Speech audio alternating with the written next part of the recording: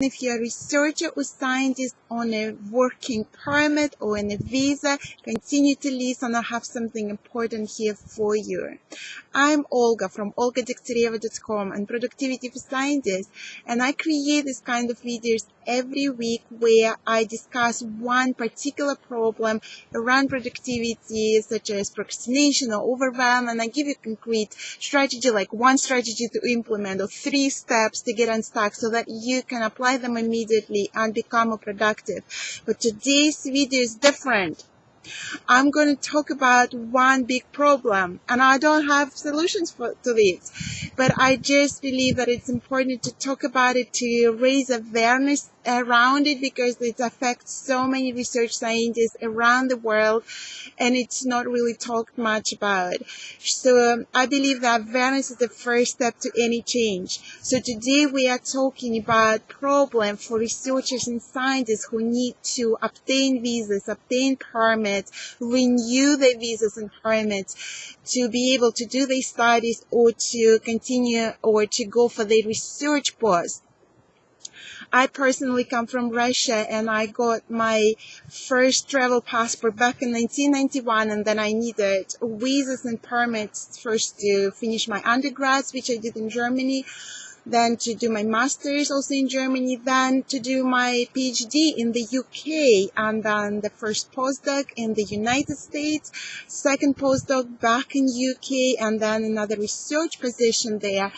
And I always needed visas and permits for all of that, and it's always been a struggle. It has been difficult. There have been delays, cancellations, and it's really been affecting me, my research career, and also in a way increasing those levels of anxiety and worries when I was doing my research. So I know many of you will resonate with this, so I want you to listen to this video and post a comment, share your own story.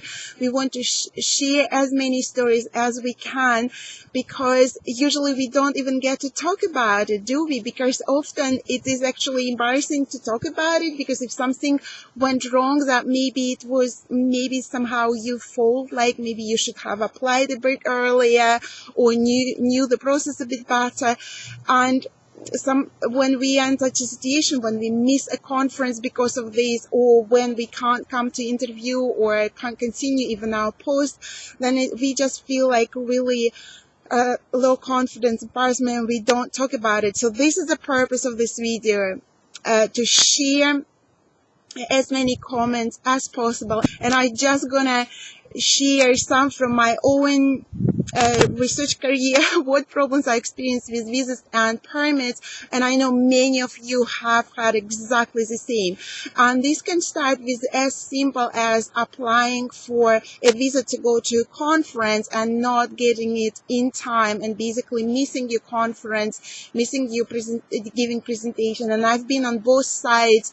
I've missed going and giving a presentation, chairing a session, and I also had organized a session and chaired one, and one of my first speakers in my session on a short notice said, I can't come. If you are in a position in a certain country and you have a visa for it, maybe you need to do experiments or go visit collaborators in a different country. So you need to apply for a visa for that and make sure that it's ready on time. Or if you need to apply for a visa to such a country which is very strict to your particular nationality, as was for me to apply to go for a job interview in the United States. And I actually never managed to go there, because they said it will take so and so many weeks, or it went in 2 months. So you basically can't go to your job interview, for example, and you miss on these kind of opportunities. When you apply to a visa to go to a job, they sometimes give you a single entry visa for the whole year, and that means you enter the country and they put really strict boundaries on when you can enter the country. So it's really very high anxiety to finish everything else in the previous post, and it's sometimes defending your thesis and submitting corrections as much as this, just so that you can enter that country in a very short window available, and then you get a single entry visa, so you can't even go and visit your family, for example, for the new year. For the whole year, you can't go and visit them. And this can be really hard, especially if you're new in your country and it's like a big culture shock and there is like no friends around, right? Or if they give you a 1 year visa, but your position is actually for 2 years or 3 years, so you need to go back to your country of origin to get that visa extension. And there is extreme anxiety with this because they might not give you. You never know. And you might not actually be able to return to your place where you now live and work. And this is all I've personally experienced, so I'm not making it up. And then there were things when you need to change your visa from one to the other. For example, in the United States, from J1 to H1B, like you need to pay thousands of dollars for lawyers and for the visa itself, which is like often employers are just unaware. And it's like, okay, you just need to foot the bill. That's what you need. That's what you do. There is a completely different level of problems if you're just trying to cut the corner and you're trying to apply to entry country on a different reason. For example, if you're invited for interview, but actually to visit a friend would be quicker, try to do your best to continue your career, and then you run into trouble when they find out that you actually didn't apply for their reason. Then you are going to, and this is like can be really, really big trouble on you. For you, and I've experienced that as well. Then we have, again, completely new level of problems when you need to renew your permits. When you already been in the country for very long, you had a position for very long, you're maybe a lecturer, I've held a fellowship, and then there is literally your whole career is at stake. Right? Because if you can't renew your permit, then you basically need to be deported back in your country. And I've experienced that, and I've spoken to many people who've been in there. And this is also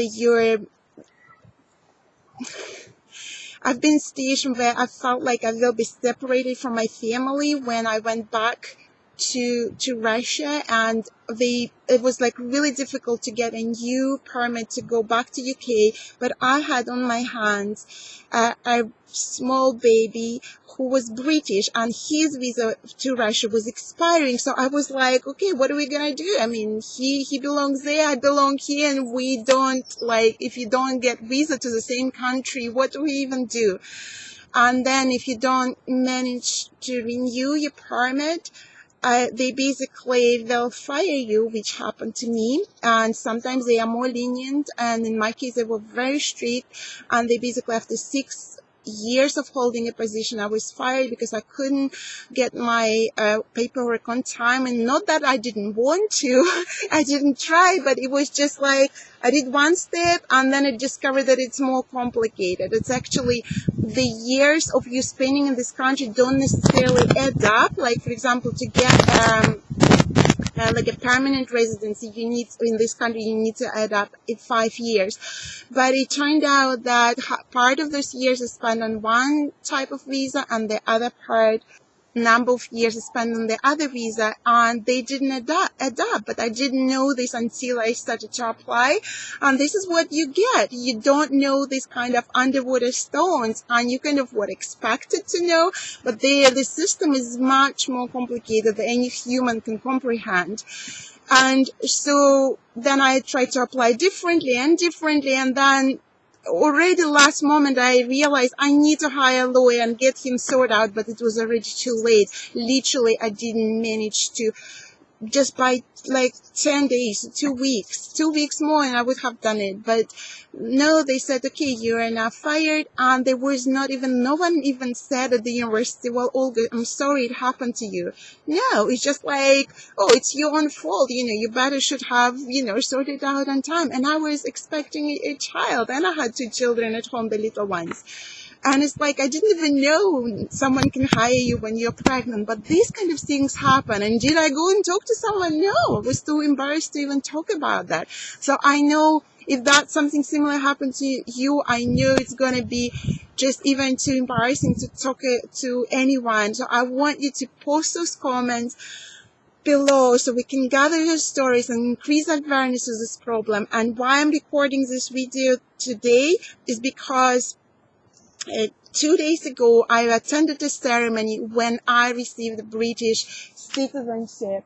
And this was the end of the struggle, because recently my application for British citizenship was approved. So now the end of the struggle, it's freedom for me, but the 2 decades of struggles are still there. I'm still sore about it, and I want to talk about it with you. All right, post a comment, post your story, and let's do it together. Bye for now.